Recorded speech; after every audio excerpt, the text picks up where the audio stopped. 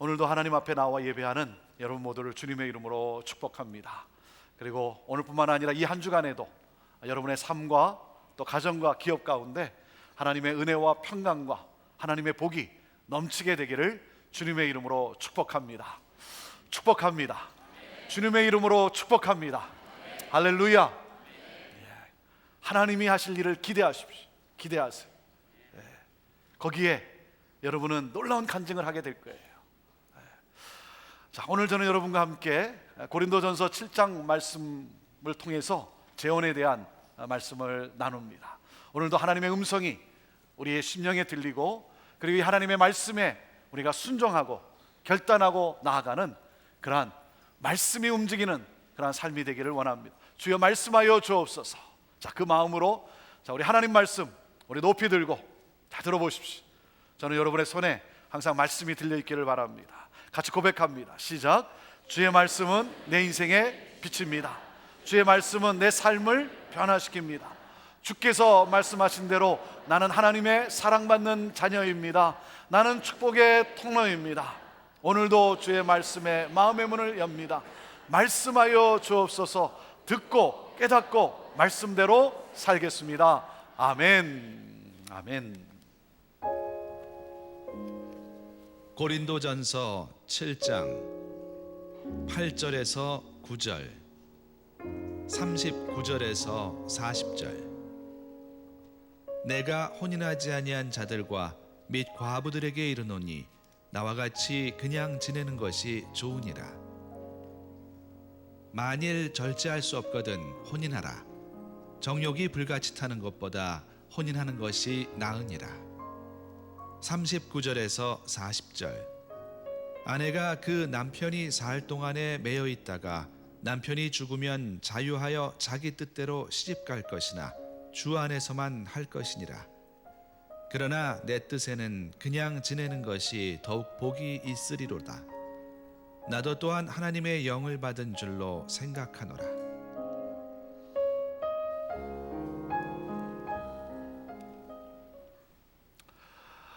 이번에 하나님의 오리지널 디자인이라는 주제로 여러분과 함께 결혼, 또 이혼, 독신, 그리고 오늘 나눌 재혼에 대해서 이 네 번의 메시지를 나누게 되었습니다. 이 말씀을 준비하면서 또 쉽지 않은 주제도 있기 때문에 또 때로는 참 마음이 무겁기도 했습니다. 하지만 하나님이 우리에게 뭐라고 말씀하시는가? 성경은 우리에게 뭐라고 말씀하시는가? 주의 음성을 우리가 듣기를 원하고 또 그 앞에 우리가 순종하기를 원하면서, 또 가장 중요한 것은 또 아픔 속에 있는 분들이 또 위로와 또 새로운 회복이 있게 되기를 그러한 바라는 마음 가운데 이 말씀을 준비하고 나누게 되었습니다.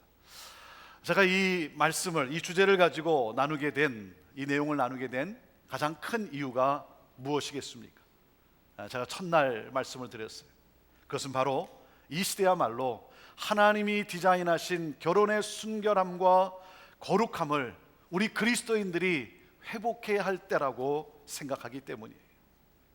이 시대는 하나님이 정하신 결혼의 정의를 인간이 재정의하는 그러한 죄를 범하고 말았어요. 그러한 가운데 우리가 한탄만 하고 우리가 가슴만 칠 것이 아니라, 바로 이러한 세상에서 우리 그리스도인들은 하나님이 디자인하신 이성의 성경적 결혼의 행복과 아름다움을 이 세상과 특별히 우리 자녀들에게 보여줄 수 있어야 한다는 겁니다. 이것이 우리의 사명이에요. 한 남자와 한 여자의 결혼의 이 신성함과 남편과 아내의 역할, 그리고 아버지와 어머니의 정체성을 분명히 보여줄 수 있어야 되는 거예요. 사랑하는 여러분, 이 세상에 사는 그리스도인으로서 하나님이 디자인하신 이 결혼의, 이 가정의 가치를 힘써 지킬 수 있게 되기를 바랍니다. 하나님의 가정에 대한 이 진리의 말씀을 힘써 지키는 여러분 되기를 바랍니다. 그리고 가정의 하나됨을 힘써 지키는 여러분 모두가 되기를 바랍니다. 사랑하는 여러분, 그럴 때 교회 안에서도 이 가정의 스피릿이 연결이 되어서 거룩함 가운데 서로 하나됨을 힘써 지키게 되어 있는 거예요. 성경은 가정과 교회를 구분하지 않아요. 가정이 무너지면 교회가 무너지는 거예요. 그러면 결국 사회가 무너지고 나라가 무너지는 것이죠. 그래서 우리는 아버지 학교, 어머니 학교, 행복한 부부 학교 등의 이 사역을 통해 가정에 집중하는 거예요. 가정에 집중하는 거예요. 여러분이 주보에서 보듯이 이번 9월 말에 가정에 대한 집회가 열립니다. 그리고 이어서 어머니 학교와 또 행복한 부부 학교가 열립니다. 11월에는 아버지 학교가 열립니다. 저는 여러분 중에 형제교회 성도로서 아직 수료하지 않은 분들이 있다면 여러분 이 해를 넘기지 말고 꼭 등록해서 함께 하시기를 바랍니다. 꼭 함께 하세요. 형제교회 성도로서 아직도 수료하지 않은 채 교회를 다니는 분들을 보면요, 저는요 마음이 아파요. 제 마음이 아파요. 형제교회 성도로서, 형제교회라고 하는 배에 함께 탄 그러한 가족으로서 이렇게 강조하는데도 하지 않은 분들을 보면 제 마음이 너무나 아파요. 왜 형제교회를 다니는가 할 정도로 제 마음이 답답하고 안타까워요.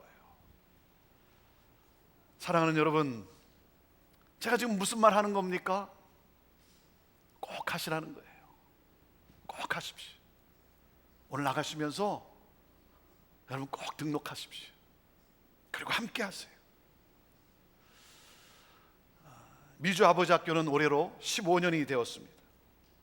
2000년 8월에 첫 번째 열렸던 시애틀 아버지 학교를 생각해 보면 너무나 감격이 있어요.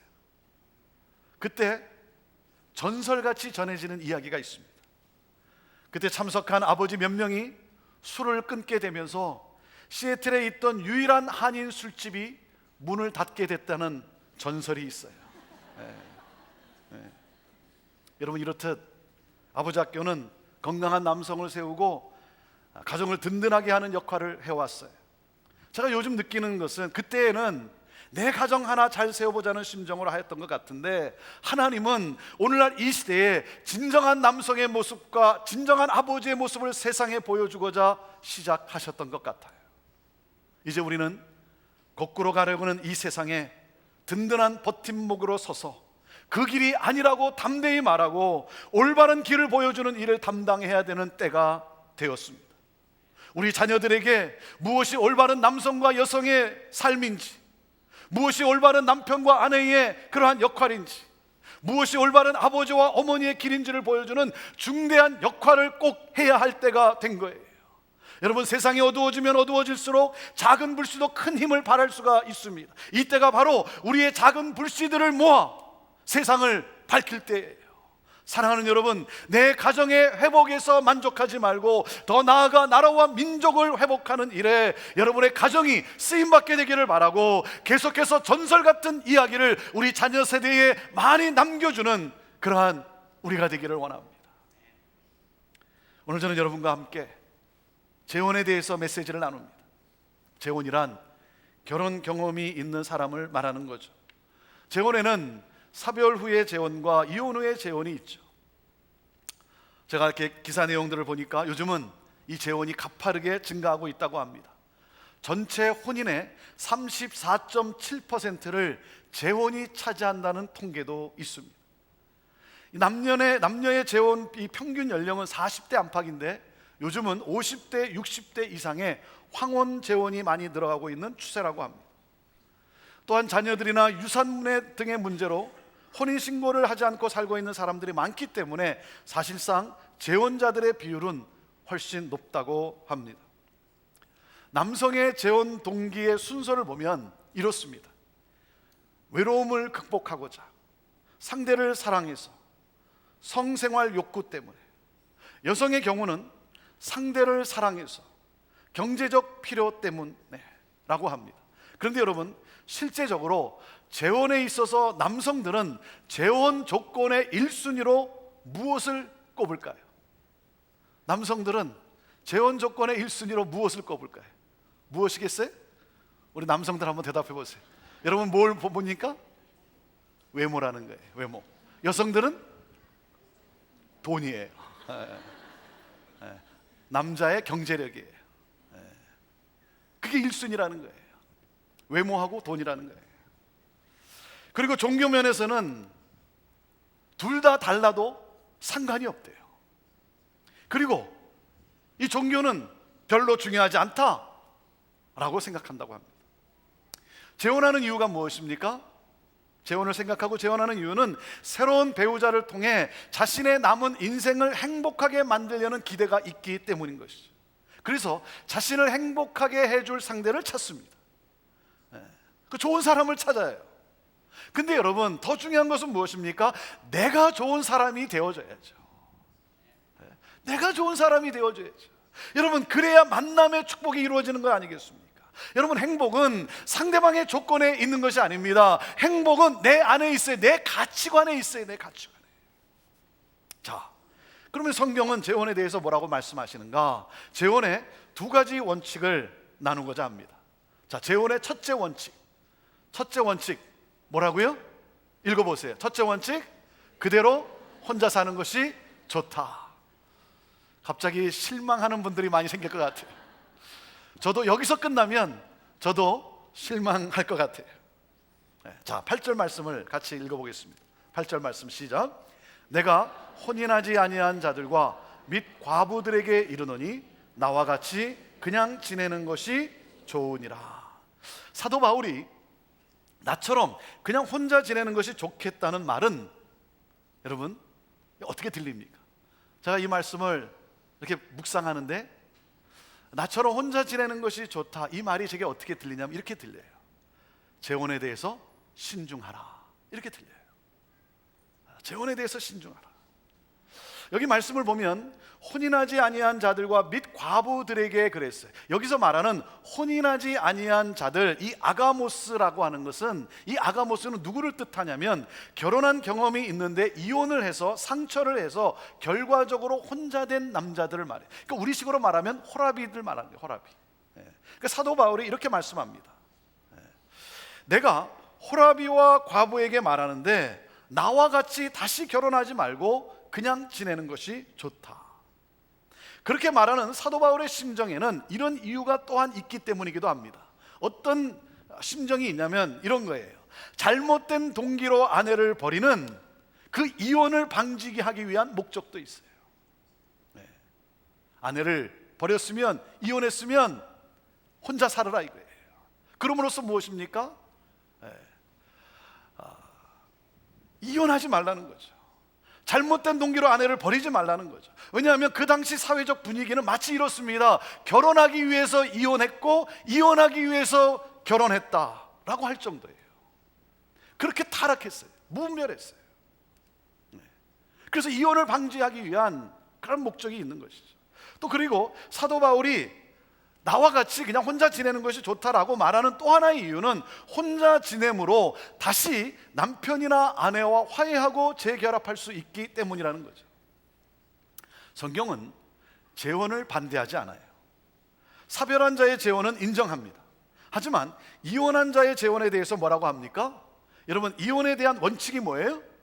이혼은 안 된다는 거죠. 이혼은 안 된다라고 하셨기 때문에 사실상 재혼은 불가능한 거죠. 하지만 우리가 타락한 세상에 살고 있기 때문에 본래는 아니지만 이혼은 가능하다라고 허락하셨어요. 죄 때문에 이혼을 허락하셨어요. 그러니 재혼은 어쩔 수 없이 인정될 수밖에 없는 셈이죠. 그래서 사도 바울은 재혼에 대해서 이렇게 말씀합니다. 재혼은 할 수 있지만 박해가 심한 이 혼란한 세상에서는 가능하면 나와 같이 혼자 사는 것이 좋다. 왜? 싱글의 장점이 무엇입니까? 결혼한 사람에 비해 마음의 나눔이 없이 오직 전심으로 삶의 에너지를 주님을 위한 일에 더 사용할 수 있다는 거죠. 아무래도 결혼한 사람은 처자식을 생각해야 되기 때문에 싱글보다 더 집중하기는 어렵겠죠. 그리고 더군다나 여러분, 재혼은 더 많은 문제들이 기다려요. 그렇지 않습니까? 더 많은 문제들이 기다리고 있어요. 이혼하고 재혼하는 경우에는 결혼에 실패했다는 이 좌절감과 이 상처를 안고 재혼을 하는 거예요. 이 좌절감과 상처를 해결해야 되는 이 과제가 남아 있어요. 또한 그런가 하면 전 배우자 보란 듯이 더 잘 살아보리라고 하는 이 복수심도 극복해야 되는 심리적 과제가 있어요. 그리고 더 큰 문제는 뭡니까? 상대방의 자녀와의 관계예요. 부부는 좋을지 모르지만 그러나 상대방의 자녀들의 문제 때문에, 이 문제 때문에 부부의 관계도 또 복잡해지고 어려워지게 되는 것이죠. 그리고 정서적으로 친밀하지 않은 친척과의 관계 등 산적한 갈등의 문제가 기다리고 있어요. 혼자 사는 것의 문제를 해결하기 위해서 재혼했는데 더 큰 문제를 짊어지는 경우가 많다는 거죠. 그러니까 어떻게 됩니까? 재혼한 사람은 사람에게 더 얽매기가 쉬워요. 사람에게 이렇게 매여버려요. 그 사도 바울이 뭐라고 말씀합니까?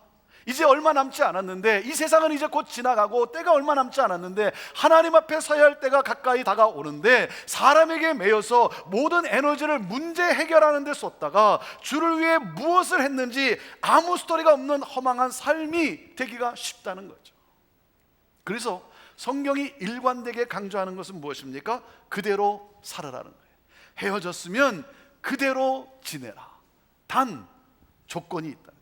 단 조건이 있어요. 정욕의 문제를 절제할 수 있다면, 정욕의 문제를 절제할 수 있다면 혼자 그대로 지내라. 성적 욕구를 절제할 수 없다면 차라리 결혼하는 것이 낫다라고 말합니다. 그래서 오히려 재혼을 장려합니다. 9절 말씀을 보십시오. 자, 9절 말씀 시작. 만일 절제할 수 없거든 혼인하라. 정욕이 불같이 타는 것보다 혼인하는 것이 나으니라. 정욕이 불같이 타올라서 절제할 수 없다면 반드시 결혼하라는 거예요. 정욕에 불타올라 시험에 빠져 하나님 앞에 죄를 범하는 것보다 결혼해서 주님을 섬기는 것이 훨씬 낫다는 거예요. 성적 절제력이 없는 호랍이나 과부가 혼자 산다면 큰 불행에 빠질 수 있어요. 여러분, 하나님은 성적 욕구를 선물로 우리에게 주셨어요. 하나님이 선물로 주셨어요. 우리의 위가 음식을 원하듯이 몸은 성관계를 원하게 되어 있어요. 그래서 거의 대부분의 사람들은 이 성욕을 제어할 수 없어요. 혼자 사는 사람들은 성욕에서 자유롭기가 쉽지가 않아요. 그래서 절제할 수 없다면 음행의 죄를 피하기 위해서라도 결혼을 하라고 권면하고 있어요. 부부가 성관계를 통해 성적 욕구를 아름답게 충족시킴으로써 음행을 피하라는 거예요. 여러분, 결혼 안에서 나누어지는 성관계는 아름다운 거예요. 좋은 거예요. 하나님이 그렇게 창조하셨어요. 하지만 결혼 밖에서 나누는 성관계는 죄입니다. 죄예요. 여러분, 진리는 진리예요. 타협하지 마세요. 더 이상 죄를 짓지 마십시오. 성적 부도덕에서 떠나십시오. 떠나야 합니다. 그러지 않으면 이 문제는 내 가정뿐만이 아니라 교회를 타락하게 하고, 그래서 이 사회를 엄청난 혼란에 빠뜨리는 거예요. 그래서 여러분, 음행의 문제를 심각하게 생각하고 늘 경계해야 합니다. 사도 바울이 고린도 교회 성도들에게 이 이슈에 대해서 이야기할 때, 하나님의 말씀을 나눌 때, 성령의 감동으로 나눌 때 그가 강조한 내용이 무엇입니까? 음행의 문제예요. 음행의 이슈예요.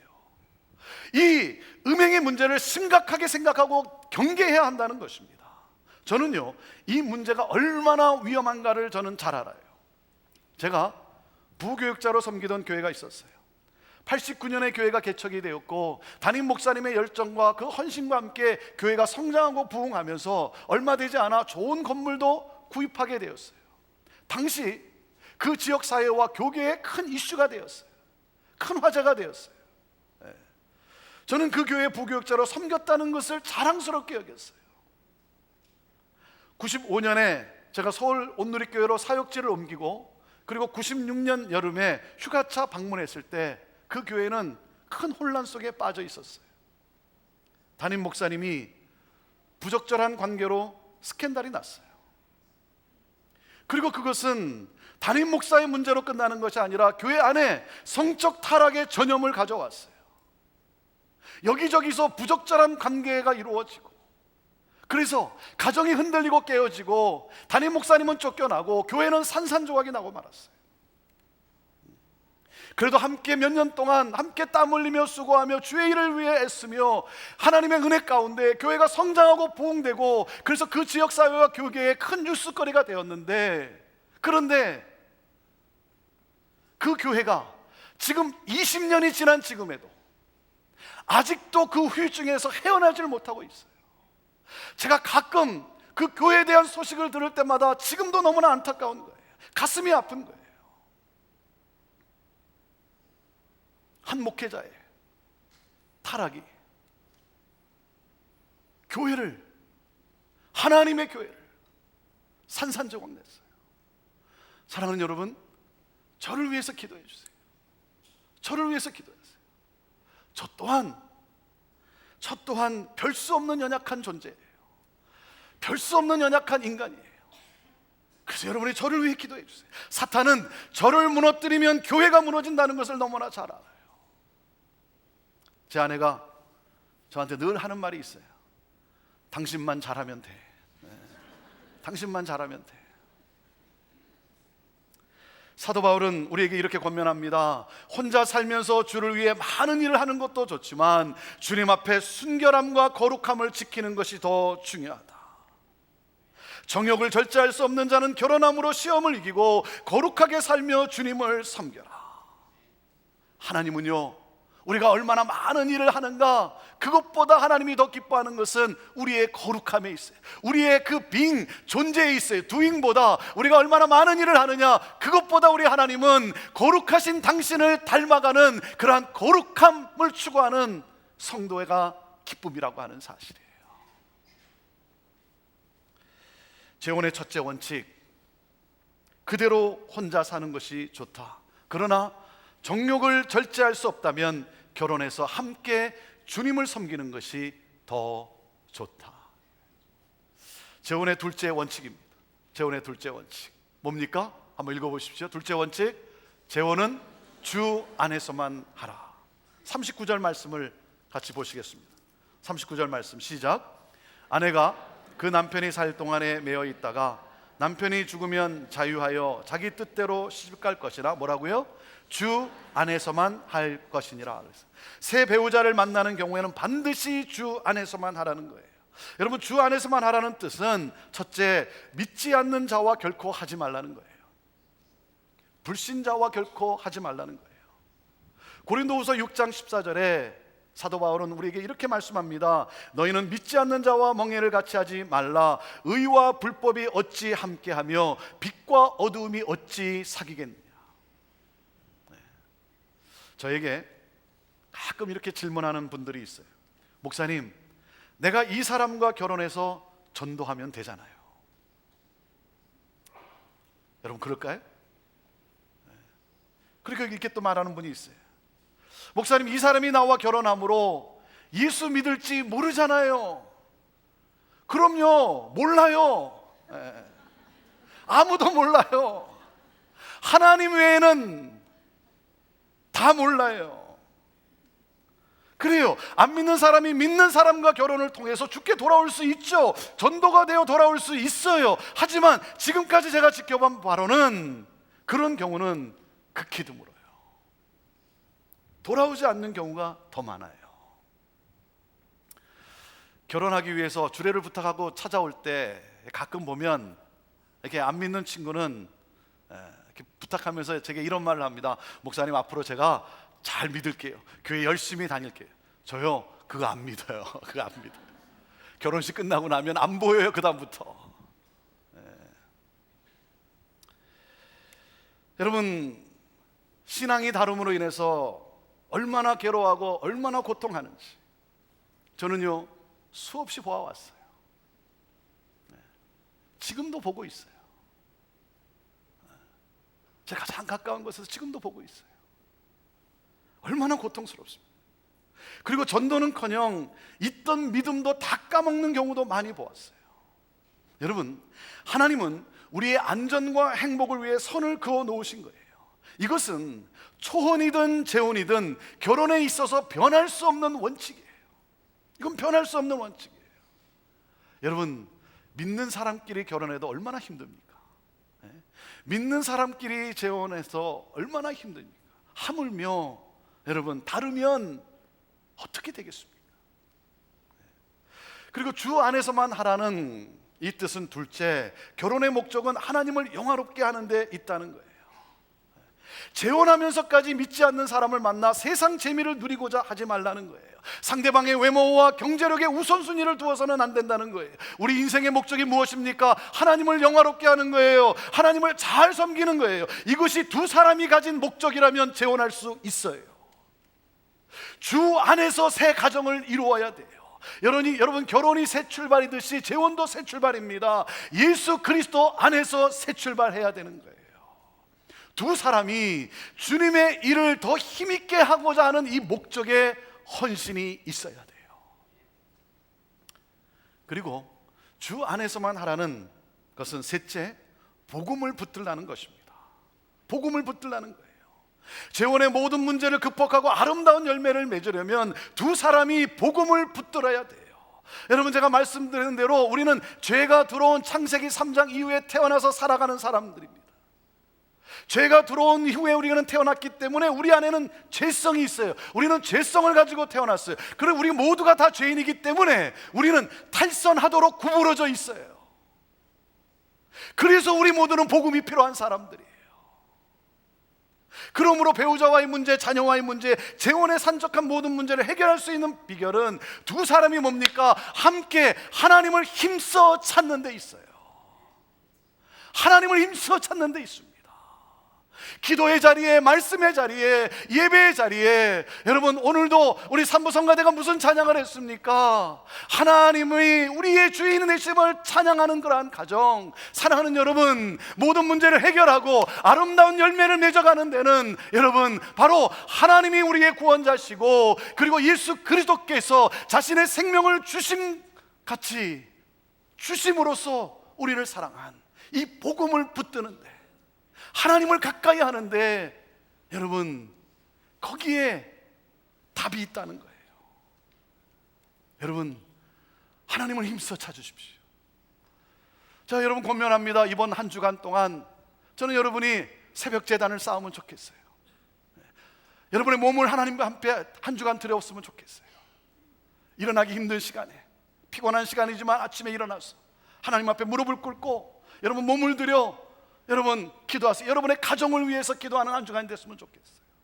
특별히 여러분의 자녀들, 초중고 학교가 개학이 되고 여러분의 자녀들이 이제 학교를 다니는데 정말 세상의 가치에 흔들리지 않고 건강하게 잘 성장하는 여러분의 자녀가 되도록 위해서 기도하고, 여러분의 가정이 더욱더 천국이 임한 가정이 되도록 하나님 앞에 헌신하며 결단하며 기도하고 하나님께 부르짖어 기도하고 해결돼야 되는 문제를 놓고 기도함으로써 저는 하나님의 역사하심을, 여러분의 결단 속에 하나님이 다가오셔서 역사하시는 그 은혜를 이 한 주간에 저는 여러분들이 경험할 수 있게 되기를 바라요. 제가 많은 재혼 가정을 봐왔는데 참 어렵습니다. 참 어려워요.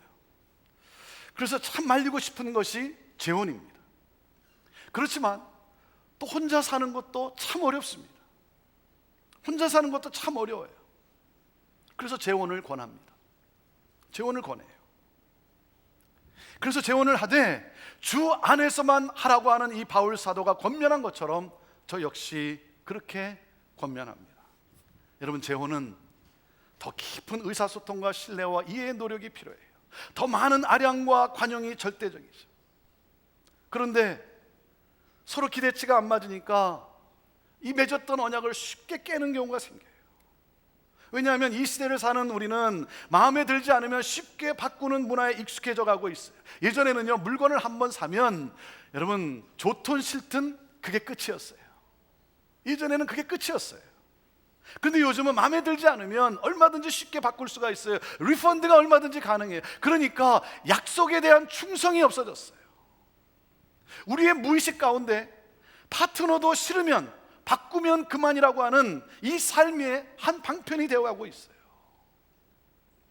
사랑하는 여러분, 하나님과 여러 증인들 앞에서 내가 서약한, 내가 약속한 그 약속을 여러분 끝까지 힘써 지키는 우리의 노력이 있어야 되는 것 아니겠습니까? 약속을 지키는 자가 되어야 되는 것 아니겠습니까? 여러분, 그러기 위해서는 우리가 한 언약에 충성하려면 우리를 사랑하시되 우리를 끝까지 사랑하시는 예수 그리스도 복음이 우리 삶의 중심이 되어야 되는 거예요.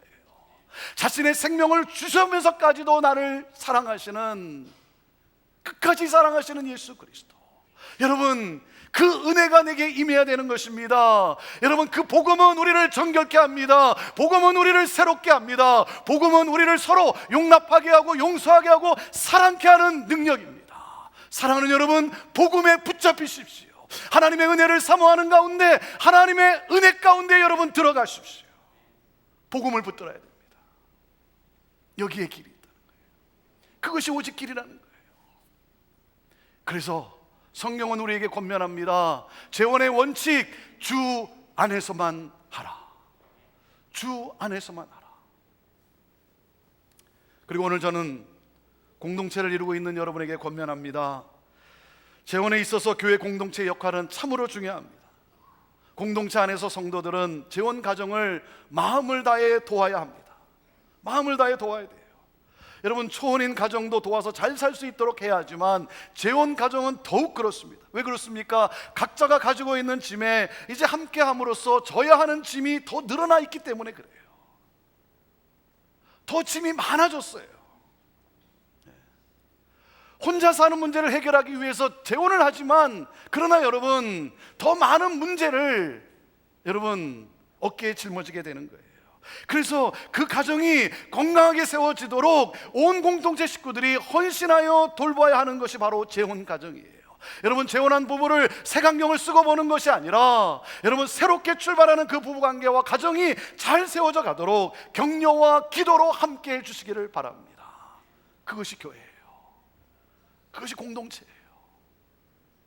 공동체는, 교회는 이렇게 연약한 분들, 문제가 있는 분들, 아픔이 있는 분들, 상처가 있는 분들, 여러분, 그러한 분들을 감싸주고 돌보아주고, 그리고 그분들이 치유되고 회복되어지고, 그래서 건강함 속에 주의 나라를 위해 여러분 나아갈 수 있도록 여러분 격려해주고 세워주는 것이 바로 교회예요. 그것이 바로 형제교회예요. 우리가 꿈꾸는 형제교회예요. 사랑하는 여러분, 점점 거스러지고 거꾸로 가는 이 세상에서 저와 여러분 모두가 주님의 순결한 거룩한 신부가 되어서 우리 하나님의 기쁨이 되기를 간절히 소망합니다. 여러분, 결혼하셨습니까? 부부의 삶에서 복음이 보이도록 사랑하고 순종하십시오. 이혼을 생각하십니까? 예수 그리스도의 복음의 능력으로 서로 회개하며 용서하며 그러므로 마음이 바뀔 수 있도록 기도하십시오. 용서받지 못할 죄는 없습니다. 이혼하셨습니까? 사별하셨습니까? 예수님은 당신을 버리지 않습니다. 예수님은 당신을 당신의 신부로 오늘도 함께 하십니다. 그렇기 때문에 이 복음의 능력으로 말미암아 여러분의 그 안에 있는 그 상처가 치유되고 회복이 되어지고, 그러므로 미래의 새 가정을 꿈꾸시기를 바랍니다. 독신으로 사십니까? 복음의 진보를 위해 싱글의 장점을 최대한 살리시기를 바랍니다. 결혼을 꿈꾸십니까? 재혼을 생각하십니까? 오직 그리스도 안에서 주의 일에 함께 힘쓰는 그 만남을 위해 기도하십시오. 오직 주님 안에서, 그리스도 안에서. 사랑하는 여러분, 그래서 날마다 우리가 주를 가까이 함으로, 부부간에 주를 가까이 함으로 더욱 하나됨을 이루고 더욱 거룩하여지고, 그러므로 하나님이 디자인하신 이 결혼의 거룩함과 이 가정의 아름다움을 이 세상과 우리 다음 세대, 우리 자녀 세대에 보여줄 수 있는 그러한 저와 여러분의 삶이 되기를 주님의 이름으로 축원합니다. 기도하겠습니다.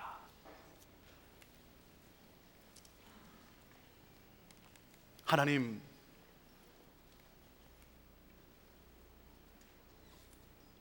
오늘도 주시는 말씀 앞에 순종하는 우리 성도들 다 되게 하여 주옵소서. 하나님, 하나님의 말씀이지만 내 마음에 들지 않는다고 해서, 내 생각에 맞지 않는다고 해서 거부하는 그러한 죄를 범하지 않게 하여 주시고, 하나님, 하나님의 말씀에 순종해서 회개할 것은 회개하고 돌이킬 것은 돌이키고, 하나님이 그토록 꿈꾸시는 하나님 나라가 임한 가정, 하나님 그 가정을 향하여 함께 약속한, 함께 언약한 그 언약을 끝까지 지켜나가기로 다짐하는 우리 성도들 다 되게 하여 주옵소서. 우리를 통해 하나님이 원하시는 것은 얼만큼 주의 일을 많이 하는 것보다 거룩함에 있을진데, 하나님, 어떤 형편에 놓여있든 어떤 상황이든 더욱더 그리스도를 바라보며 그리스도를 닮아 더욱더 거룩해져가는 하나님의 기쁨이 되는 우리의 삶이 되게 하여 주옵소서. 그러므로 어그러지고 거꾸로 가는 이 세상에, 더욱더 어두워지는 이 세상에 빛을 발하는 우리 성도들 되게 하여 주옵소서. 하나님, 이 세상 가운데 빛을 발하는 거룩한 교회 되게 하여 주시옵소서. 그러므로 수많은 영혼을 주께로 돌이키게 하고, 아파하고 힘들고 눈물 흘리는 자들을 위로하며 소망 가운데 서게 하는 주님이 꿈꾸시는 바로 그 가정이요 교회 되게 하옵소서. 하나님, 오늘 이 시간 또 특별히 우리 어른들을 존중하며 부모님을 공경하는 그런 마음으로 우리 형제교회 하나님이 주신 이 HJI에 저희들 사랑의 마음을 담아 하나님 헌금을 드립니다. 하나님, 또 드려지는 이 헌금과 이 사랑과 이 축복으로 말미암아 우리 어른들이 더욱더 건강함과 마음의 평강과 삶의 기쁨을 누리면서 하나님 나라를 꿈꾸며 하나님 축복의 통로로서 주님 오시는 그날까지, 주님 앞에 서는 그날까지 복음의 일꾼들 다 되게 하여 주옵소서. 강건케 하여 주시옵소서. 감사하며 예수님의 이름으로 기도하옵나이다. 아멘.